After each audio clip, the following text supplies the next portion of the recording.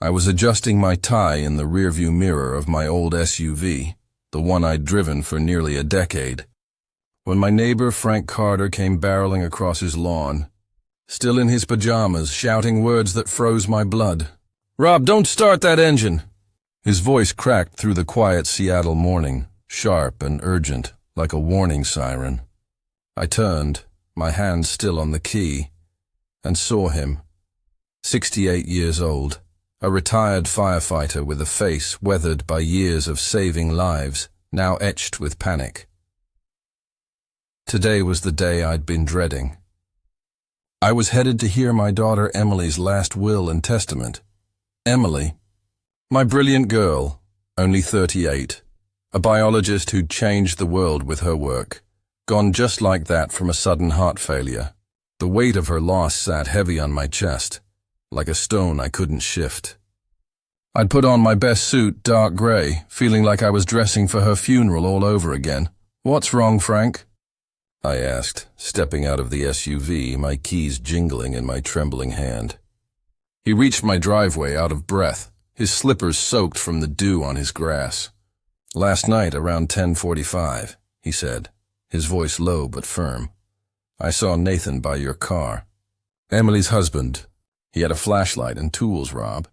He was under the hood for a good 10 minutes. When he saw me watching from my window, he bolted. My stomach churned. Nathan, Emily's husband of barely 2 years, a slick-talking venture capitalist with a smile that never quite reached his eyes. The man who stood to inherit Emily's fortune, $35 million from her groundbreaking antiviral research. I glanced at my SUV, its faded blue paint gleaming innocently in the morning light. "You're sure it was Nathan?" I asked, my voice steady, despite the dread creeping up my spine. "Dead sure," Frank said, his eyes narrowing like they did when he used to assess a fire scene. He parked his fancy Porsche down the street. "Not in your driveway. Sneaky. Rob, I've seen enough in my day to know something's off. Don't drive that car until it's checked." I nodded, my mind racing. Emily's death, Nathan's late-night visit, that fortune waiting to be claimed. It all felt wrong. Too wrong. "Thank you, Frank," I said softly, my voice catching. "You might have just saved my life." I stood in my driveway, the Seattle morning air cool against my skin, my keys still clutched in my hand like they might betray me. Frank's words echoed in my head. Nathan, under the hood of my SUV in the dead of night. My gut twisted. I'd spent 30 years as an environmental engineer, analyzing systems, spotting flaws. Something told me this wasn't just a prank. This felt deadly. I looked at my SUV, its familiar curves now hiding something sinister. "What did he do to it, Frank?" I asked, my voice quieter than I meant it to be. Frank rubbed the back of his neck, his old firefighter instincts kicking in. "I don't know, Rob. But the way he moved, careful, deliberate, it wasn't right. He didn't want to be seen." I nodded, my mind already racing through possibilities. "Fuel lines, brakes? Something chemical, maybe." My years studying hazardous materials made me think of worst-case scenarios. Explosions, fires, accidents that looked anything but accidental. Emily's $35 million estate flashed in my mind, and with it Nathan's smug face at her funeral, his crocodile tears fooling everyone but me. "I'm calling Susan," I said, pulling out my phone. Susan Hayes, 55, had been fixing cars in this neighborhood for 25 years. She'd worked on my SUV more times than I could count, always with a sharp eye and a no-nonsense attitude. If anyone could spot sabotage, it was her. "Rob, what's the emergency?" Susan's voice crackled through the phone, steady but curious. I explained Frank's warning, keeping my tone calm despite the storm in my chest. "Can you come now? I need you to check my car. I think someone tampered with it." There was a pause, then her voice hardened. "That's serious, Rob. Don't touch anything. I'll be there in 20 with my full kit." While I waited, I paced the garage, my dress shoes clicking on the concrete floor. The morning sun filtered through the open door, casting long shadows that seemed to whisper secrets. I glanced at Frank, still standing there, his face grim. "You sure you're okay, Rob?" he asked. "This is a lot with Emily and all. Emily, my daughter." Her laugh, her stubborn streak, the way she'd light up talking about her antiviral research. Gone at 38, from a heart failure no one could explain. I pushed the thought down, focusing on the SUV. "I'm fine, Frank. Thanks for watching out for me." Susan's van pulled up, her logo. Hayes Auto, trust in every turn, painted in bold red letters. She stepped out, toolbox in hand, her graying ponytail swinging as she sized up the situation. "All right, Rob, let's see what we're dealing with," she said, her voice all business. She popped the hood and started her inspection, her flashlight darting over the engine like a surgeon's scalpel. Minutes passed, each one heavier than the last. Then Susan froze, her face tightening. "Rob, you're not gonna like this." She pointed to the fuel line, where a faint residue glistened under her light. "Someone's mixed a chemical into the gas tank. It's volatile, could ignite at high speeds. This wasn't an accident.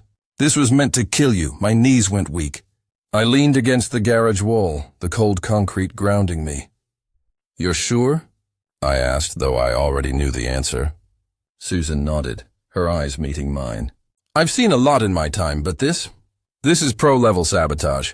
Whoever did this knew exactly what they were doing." Nathan. His Porsche, his late-night visit, his greed for Emily's fortune. It all fit together like a puzzle I wished I'd never seen.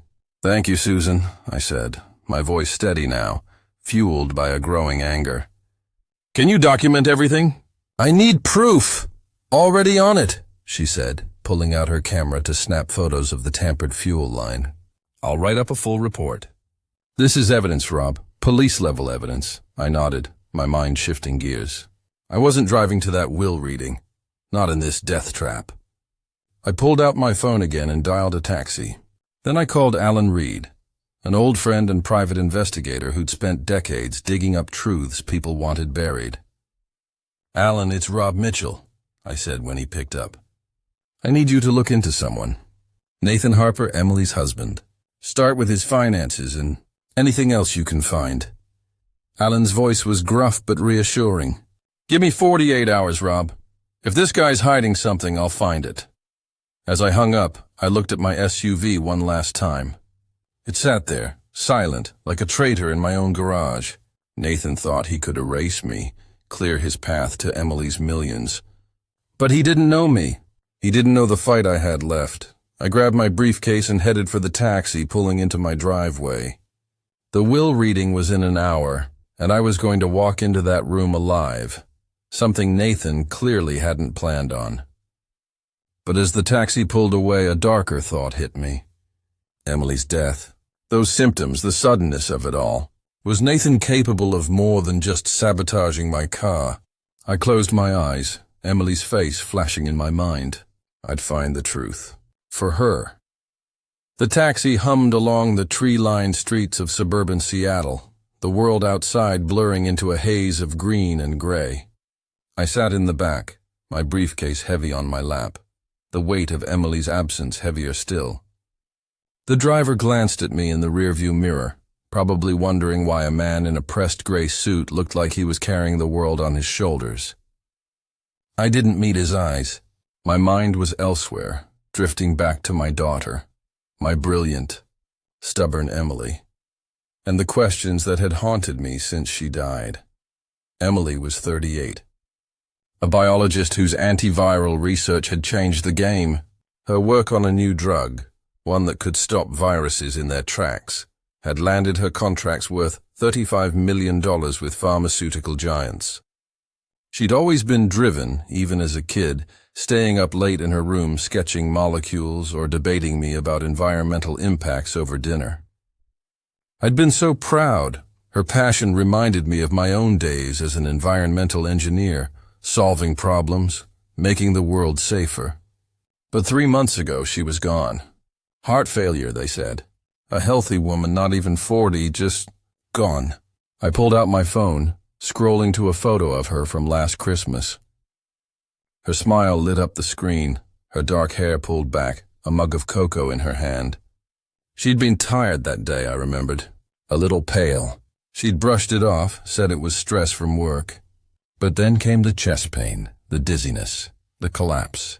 3 weeks from her first symptoms to her death. 3 weeks.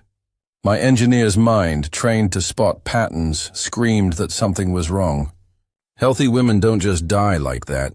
And then there was Nathan, her husband of 2 years, a venture capitalist with a knack for turning charm into deals. I'd never trusted him. His smile was too polished, his words too calculated. At Emily's funeral, he'd played the grieving widower perfectly. Tears, eulogies, the works. But I'd seen his eyes, cold and distant, like he was already counting the millions he thought were his. I leaned back in the taxi seat, the leather creaking under me. A memory surfaced, sharp and painful. Emily's last text to me, sent from her hospital bed, just days before she slipped away. "Dad, if I don't make it, check my research files, please." I'd thought it was the medication talking, the fear of a woman facing the end. But now, with my SUV rigged to explode, her words felt like a warning from beyond the grave. Nathan had controlled everything during her illness. The doctors, the treatments, the visiting hours. I'd barely seen her those final weeks. He'd insisted she needed rest, kept me to short, supervised visits. I remembered one moment, her hand gripping mine, her voice a whisper. "Dad, something's not right." I'd chalked it up to her condition, but now I wasn't so sure. I stared out the window as the suburbs gave way to the glass towers of downtown Seattle. The Space Needle loomed in the distance, a reminder of the city Emily loved. My phone buzzed, snapping me out of my thoughts. It was Alan Reed, the private investigator I'd called earlier. "Rob, I'm digging into Nathan's finances," he said, his voice low and gravelly. "Give me a day, but I'm already seeing red flags. Guy's got debts, big ones.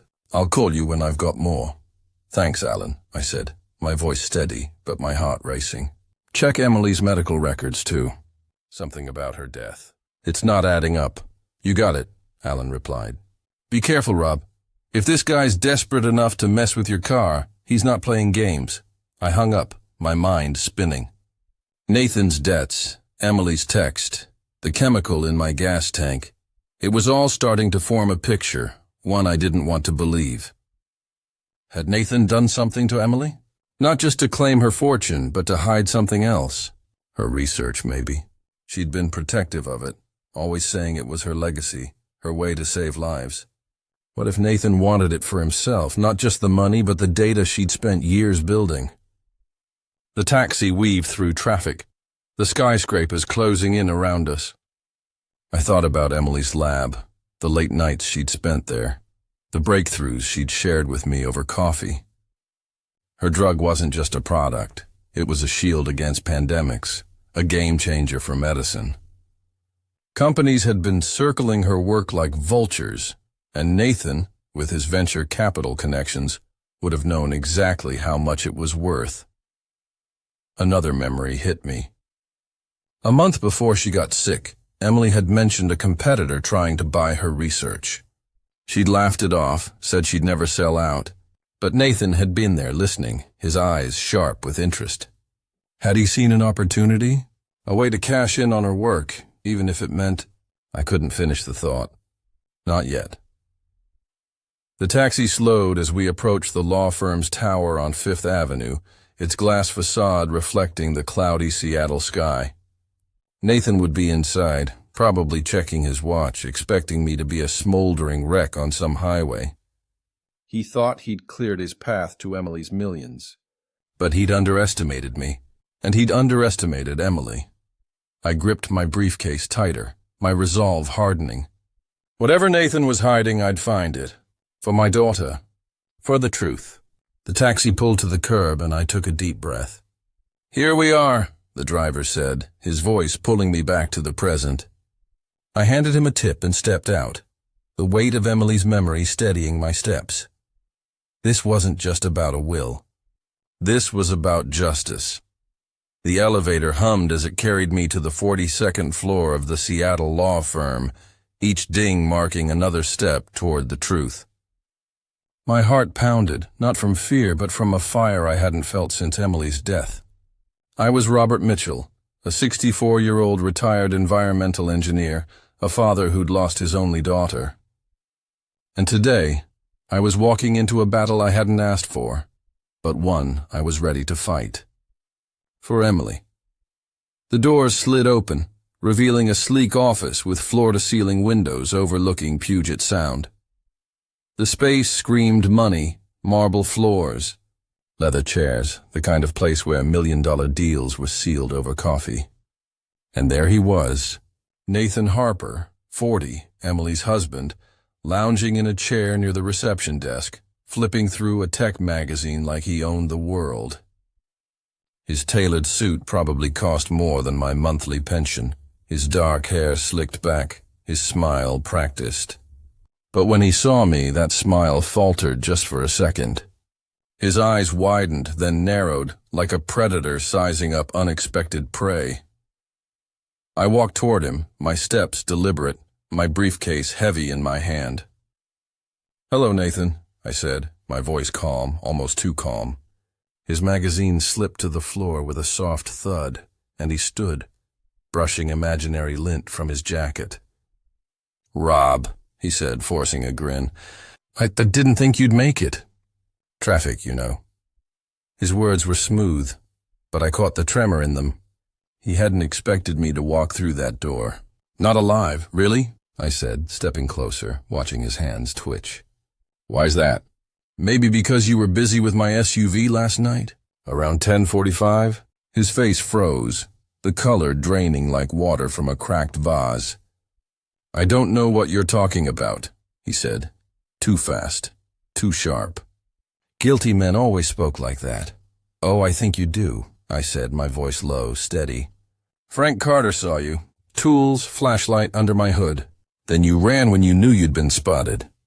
Nathan laughed, a brittle sound that didn't reach his eyes. "That's absurd, Rob. Why would I—" "For $35 million, I cut in, my words like a blade. "Emily's fortune, the one you thought you'd inherit today." His jaw tightened, and for a moment I saw something raw flicker across his face. Anger, maybe fear. But he recovered quickly, slipping back into his charming act. "You're grieving, Rob. It's making you paranoid." "I loved Emily. I'd never—" "Save it," I said, my voice colder now. The receptionist glanced our way, sensing the tension, but I kept my eyes on Nathan. "We'll see what the will says." The conference room door opened, and a woman's voice called out. "Mr. Mitchell, Mr. Harper, please come in, Ms. Brooks is ready." Catherine Brooks, the lawyer, stood at the door, her silver hair catching the light, her expression professional but kind. Nathan straightened his tie, shooting me a look that said he thought he'd won. He strode toward the room, his expensive shoes clicking on the marble like a countdown to victory. I followed, my heart steady, Emily's memory like a guiding hand on my shoulder. We sat at a polished mahogany table, the Seattle skyline stretching out beyond the windows. Catherine opened a folder with practiced precision, her voice calm but commanding. "This is the last will and testament of Emily Mitchell, executed and notarized on March 15, 2025. All legal requirements have been met, witnessed by 3 independent parties." Nathan leaned back, his arms crossed, a smug smile playing on his lips. He thought he knew how this ended. Catherine adjusted her glasses and began reading. "I hereby leave my entire estate, valued at approximately $35 million, including all assets, properties, investments, and intellectual property, to my father, Robert Mitchell, in recognition of his unwavering support and love." The words hit like a thunderclap. Nathan's smile vanished. His hands gripped the table, his knuckles white. "What?" he whispered, his voice barely audible. "That's impossible," Catherine continued unfazed. There's also a personal note for you, Mr. Mitchell. She handed me a sealed envelope, Emily's handwriting on the front. My hands trembled as I opened it. Inside a single sentence, Dad, protect my research. Nathan knows the truth. My throat tightened. Emily had known. Even in her final days, she'd seen through him.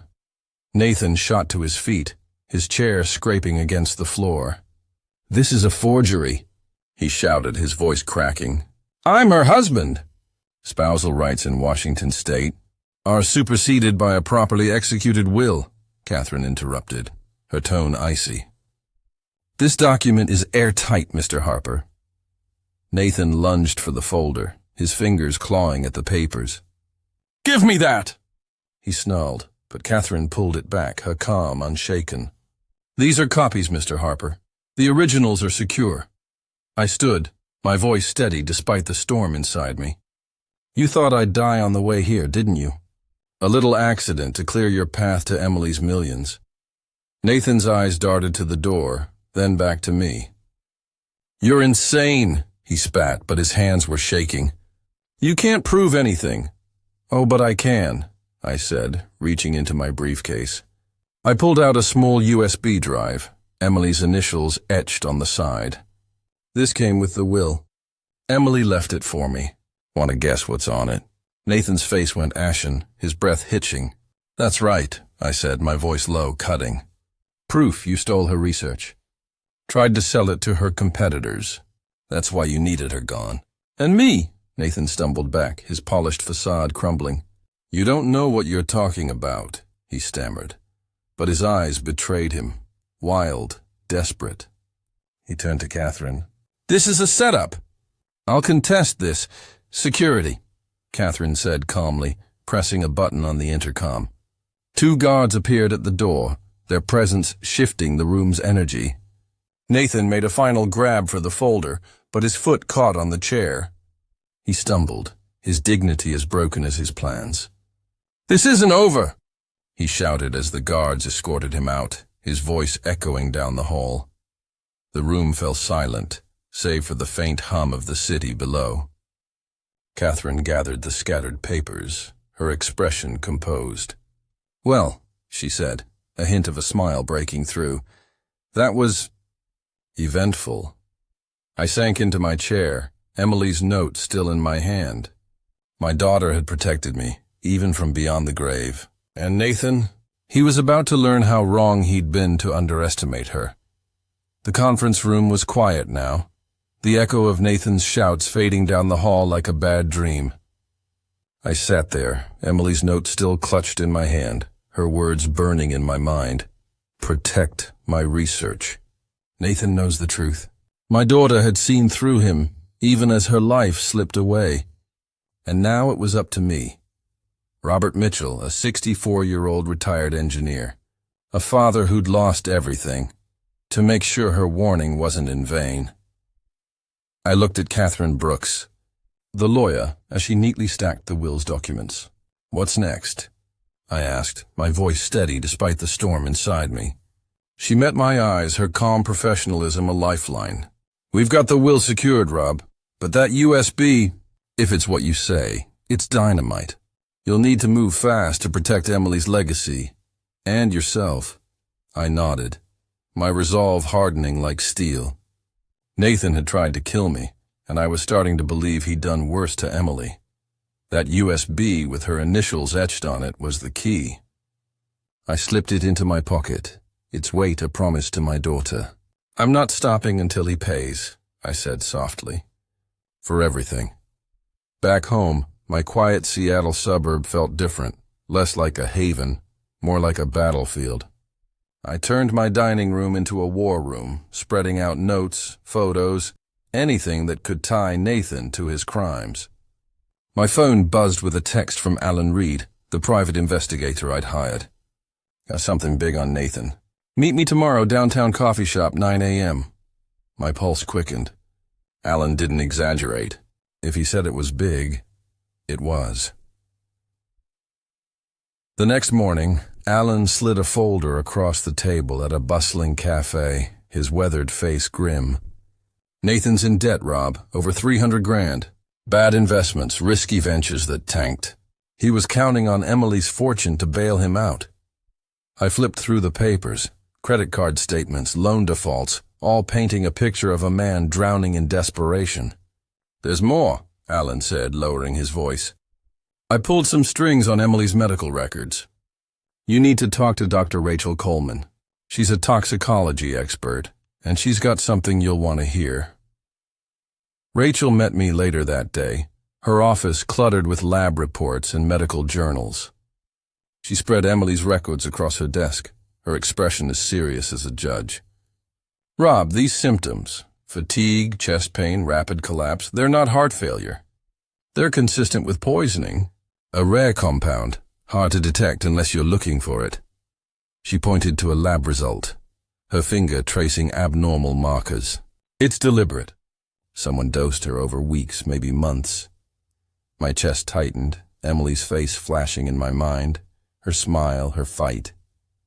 "Nathan," I said, the name like ash in my mouth. Rachel nodded. "I testify to it. Whoever did this knew what they were doing. The pieces were falling into place, each one a nail in Nathan's coffin. But I needed more, something undeniable. That's when I remembered Mrs. Larson, the neighbor across the street with her fancy security cameras. I knocked on her door that afternoon, and within an hour, her technician was pulling footage from the night Nathan tampered with my SUV. The screen lit up with crystal-clear images. Nathan's Porsche pulling up at 10:43 p.m., his figure moving to my garage, tools glinting under the streetlights. He worked under the hood, precise, calculated, then fled when Frank's light flicked on. "Got him," I whispered, my heart pounding with a mix of rage and relief. The footage was gold, time-stamped, unmistakable. The USB was the final piece. I took it to a tech expert, a friend of Emily's from her lab days.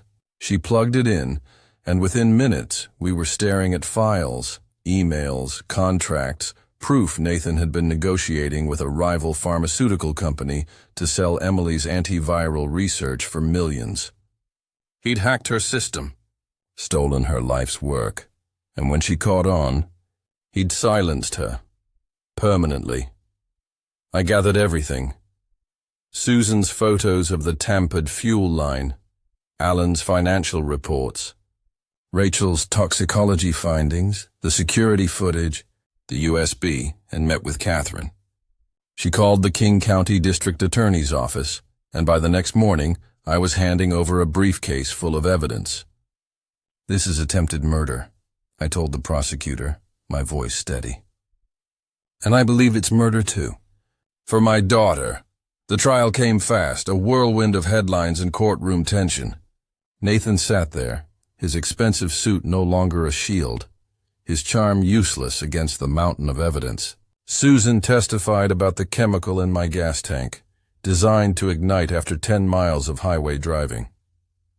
Rachel explained the poisoning, her charts showing how Emily's body had been betrayed. The security footage played for the jury, Nathan's face clear as day.